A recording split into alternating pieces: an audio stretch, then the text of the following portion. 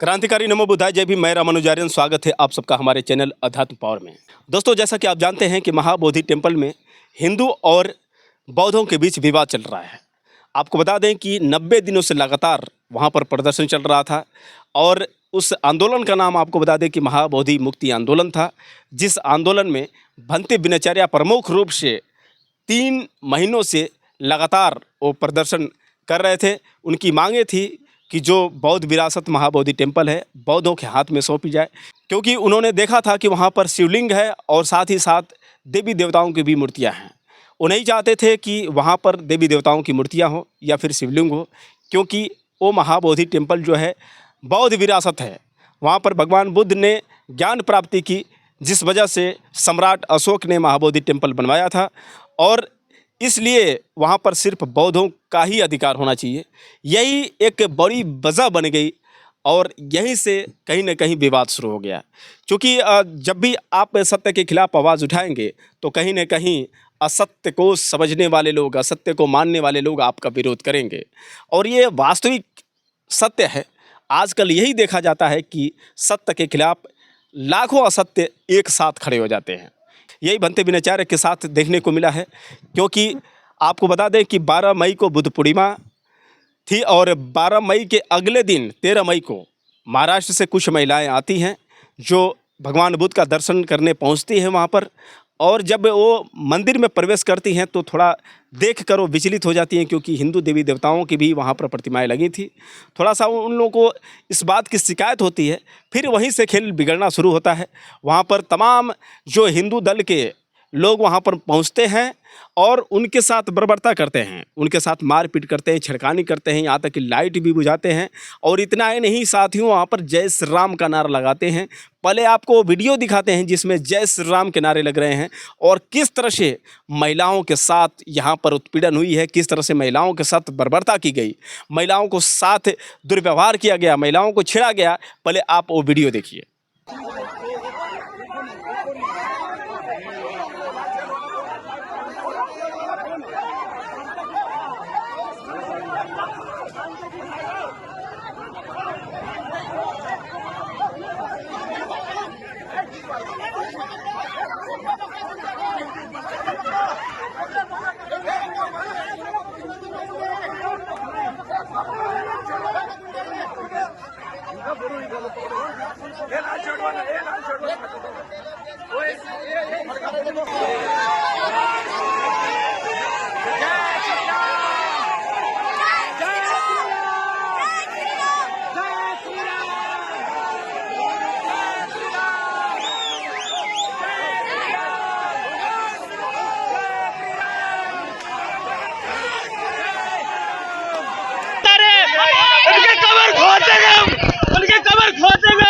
बर्दाश्त नहीं करेगा, हमारी बहन बेटियों के ऊपर कोई करेंगे, बर्दाश्त नहीं करेगा हम बिल्कुल भी।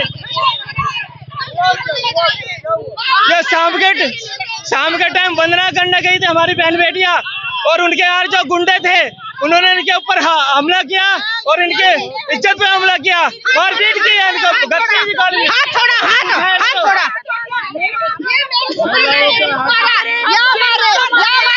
सफेद टी शर्ट पहन के थे, दारू पी के थे। क्या वो बोल रहे थे कि भीमराव कौन है, भीमराव कौन है, ऐसे पूछ रहे थे हमको। ये भीमराव बाबा साहब अम्बेडकर है। क्या अब शुरुआत होगी लड़ाई की, अब शुरुआत होगी लड़ाई की। अब ये बोल रहे अब शुरुआत होगी लड़ाई की। अब हो गया जान की तो औरत है, ये किसकी पकड़ की रही है, किसके बाप की। हम अपने नारे लगा रहे अंदर में मेन टेम्पल पे जय श्री राम के नारे लगा रहे हमारे सामने, और जय भीम नहीं बोल रहे। हमारे सामने हम खड़े थे, हम वहाँ पे खड़े थे, एक लड़की को मारे, एक लड़के को मारे, चिल्लाते हुए उधर लेके गए, अंदर लेके गए, वो लड़की चिल्ला। आज शाम को चैंटिंग के बाद में जब वो होती है उसके बाद में हिंदू लोग गए वहाँ पूजा करने के लिए, तो उपासिका लोगों ने देखे और अंदर जो इन्होंने जो जहाँ पर ध्यान कक्ष होते हैं, पुण्यकार होते हैं, उन पर इन्होंने कब्जा करके रखा है। कुछ चंद पंडों ने कब्जा करके रखा हुआ है, तो जिस पर उन्होंने उपासकों ने, बौद्ध उपासक उपासिकाओं ने आवाज उठाई। आवाज उठाने के बाद में इन्होंने जब ये बुलंद हो रहा था और जब बात कर रहे थे। तो दोस्तों, जैसा कि आपने देखा साफ तौर से इस वीडियो में किस तरह से महिलाओं के साथ बर्बरता की गई है, किस तरह से जय श्री राम के नारे लग रहे हैं। और इस वीडियो में आपने साफ तौर से देखा कि बंते बिनाचार्य इस बात को लेकर दुखी थे, क्योंकि बौद्ध विरासत महाबोधि टेम्पल में जिस तरह से तमाम बौद्ध भिक्षु यहाँ पर पहुँचे थे, जो उपासक उपासिकाएँ पहुँचे थे, क्योंकि बौद्ध स्थल है वहाँ पर, और बुद्ध पूर्णिमा बड़े धूमधाम से वहाँ पर मनाई जाती है, और इसलिए लाखों वहाँ पर तादाद में वहाँ पर पहुँचे थे बौद्ध उपासक और उपासिकाएँ। तो उन लोगों की सुरक्षा इनकी जिम्मेदारी बनती थी, क्योंकि ये कर्तव्य जो था बिहार पुलिस का था, लेकिन प्रशासन इसमें फेल नज़र आई। अगर जो पुलिस प्रशासन के सामने जय श्री राम का नारा लगा, पुलिस प्रशासन के सामने वहाँ पर लाइट बुझा दी गई, पुलिस प्रशासन के सामने महिलाओं को मारा गया, तो इसका जिम्मेदार कौन है? यहाँ पर बंते बिनाचार्य हैं या फिर पुलिस प्रशासन है?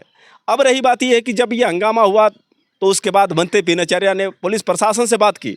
उन्होंने ये कहा कि देखिए, महिलाओं की सुरक्षा की बात है, आप सुरक्षा के इंतज़ाम करें, कहीं ना कहीं आप हमें और बल दें, ताकि ये जो विवाद है बढ़े नहीं।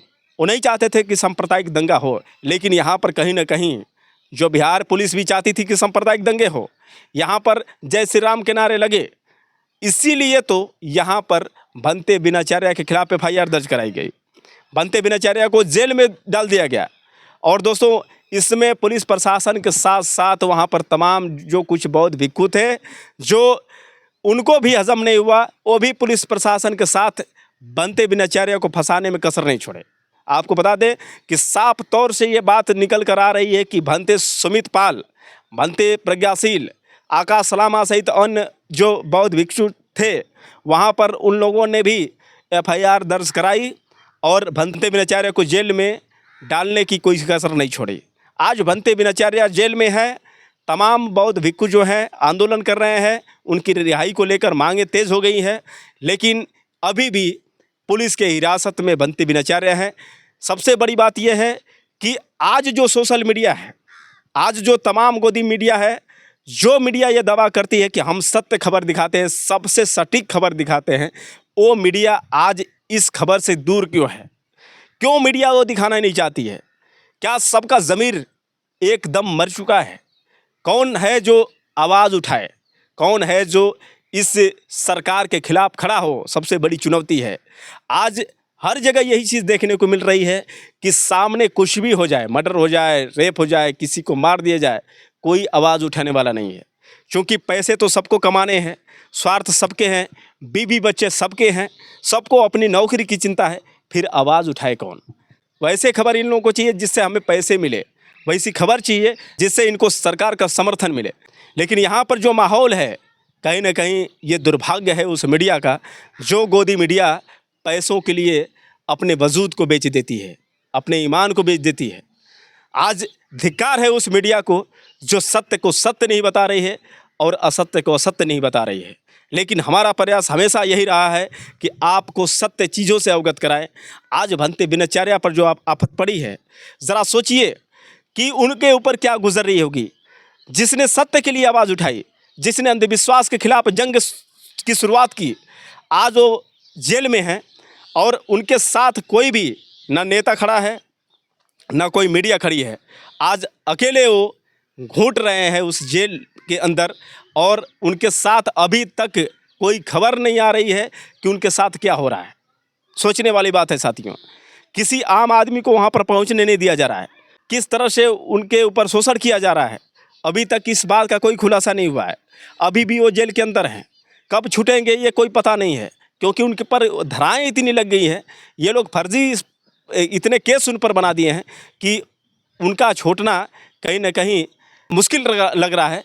कोई खड़ा भी नहीं नज़र आ रहा है जो उनके साथ ये बताने की कोशिश करे कि हम उनके साथ खड़े हैं।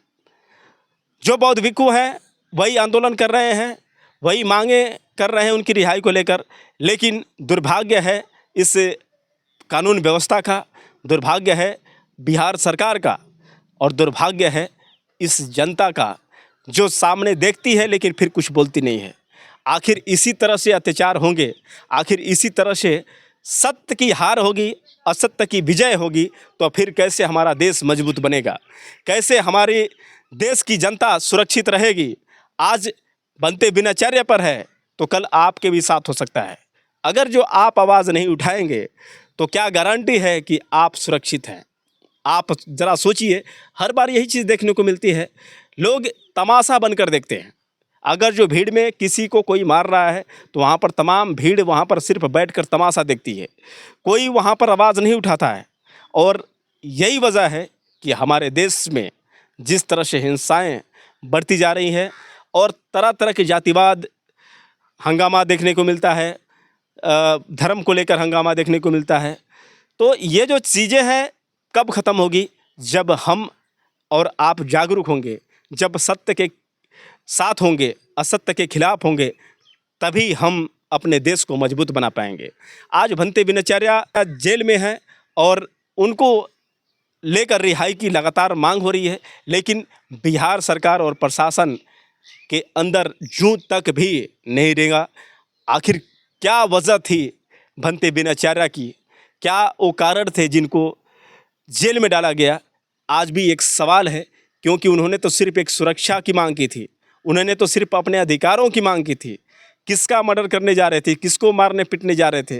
जो खाने पीने छोड़कर लगातार वो आदमी 90 दिनों से वहाँ पर प्रदर्शन में लगा हो और उसके साथ इस तरह से घिनौनी वारदात हो, ज़रा उस पर सोचिए क्या गुजर रही होगी।